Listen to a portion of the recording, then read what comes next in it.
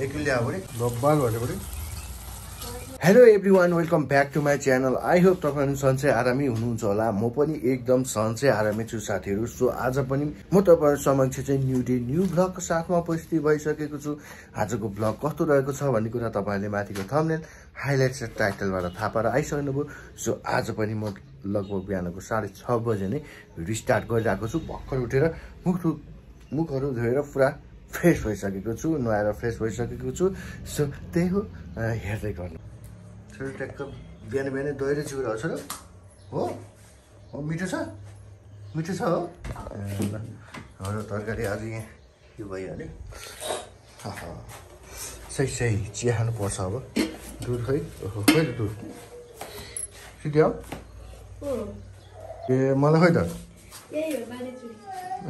ल खाऊ छोरो छोरो के रहेछ त्यो ट्री यो लप्सीको ट्री छोरो यो अमिलो फल्छ क्या छोरो त्यहाँ त्यही अमिलो फल्नेको ट्री हो अमला लप्सी अमलाको बोट हो कि छोरो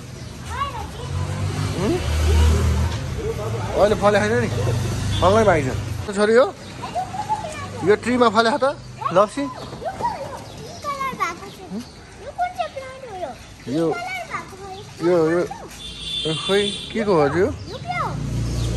यो त्यो ऊ हो छोरो लेमन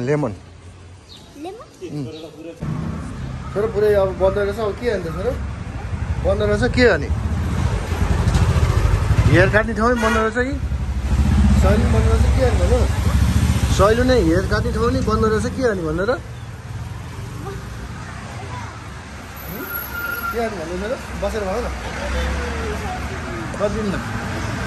ए 8 दिनमा मिल्ने हो यहाँ बस्नु हो आज कति भयो कुन डे भन्नु छ र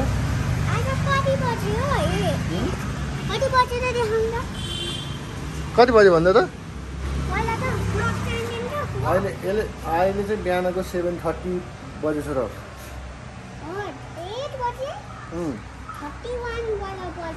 हो ल अब एकछिनमा त्यो यता आउनुहुन्छ अन्त काट्ने है हेयर कट गर्नुपर्छ है यता हेर भनौँ ल हो ल एकछिन यता आउँछ यता र कपाल काटेर हेयर कट गरेर आउँछ र हो भइसकेको छ र त्यहाँ मिलाइहाल्ने होइन नि त पहिला ओके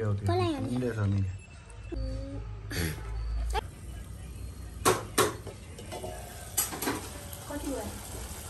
बब्बाल भनेपछि यो हाम्रो कुरीलेको सब्जी केलाएर राखेको बुढीले अनि यो चाहिँ मिश्री एक किलो ल्यायो बुढी ए ल एक किलो ल्यायो 10 मिश्री हो अनि यो चाहिँ कुरिलो गाइस